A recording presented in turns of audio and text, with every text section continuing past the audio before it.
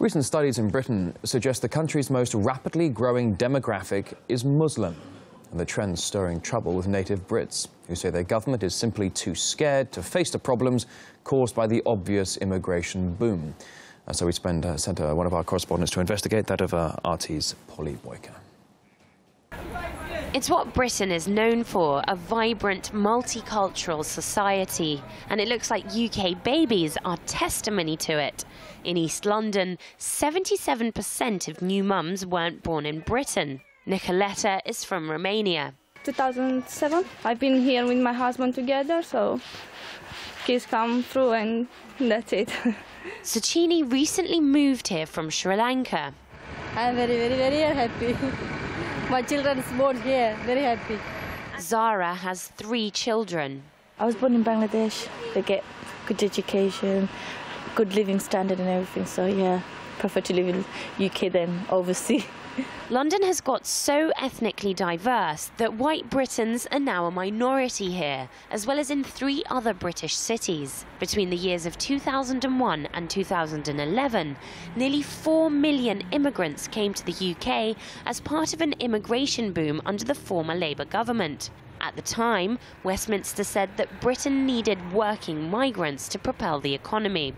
This is Tower Hamlets in East London. A third of the residents here are Bangladeshi. In fact, they outnumber the white Brits in this area by 2,000 people.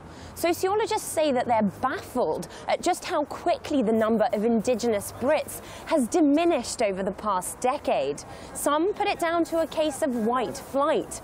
They say that Caucasian Brits are moving out of the country's most diverse areas. There are people in this country who have racist motives, who simply don't want people because of the colour of their skin or ethnicity. But there are a lot of genuinely decent people who do have concerns. And even the Labour Party has discovered recently that the vast majority of people in its own ranks, those who would naturally vote for the Labour Party, have concerns, and that's something that no government can ignore. The leader of the opposition Labour Party recently admitted that his party got it wrong on immigration. And to those who lost out, we were too quick to say, like it or lump it. The truth is the public were ahead of us in seeing some of the problems of migration because they were seeing them in their own communities. And they were ahead of us in seeing the costs of migration as a whole. Poll after poll shows that the people living here are worried about the speed and the size of the influx. I'm an immigrant anyway, but for my opinion, I don't think Britain needs more immigrants at the moment. I think there are a lot of immigrants already here. Critics say the government is too frightened to address what Britain will look like in 50 years' time. It's going to look like Islamabad, basically. It's going to be a complete population change.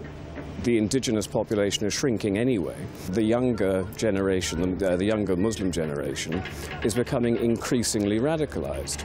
And I personally think it's going to lead to civil unrest in the, by 2025, 2030, possibly civil war. Demographers say that if immigration continues on a similar scale, the white British population throughout the country will become a minority after 2066. But with less than half of Londoners already describing themselves as white British, some say that a quiet and irreversible revolution has already taken place in Britain.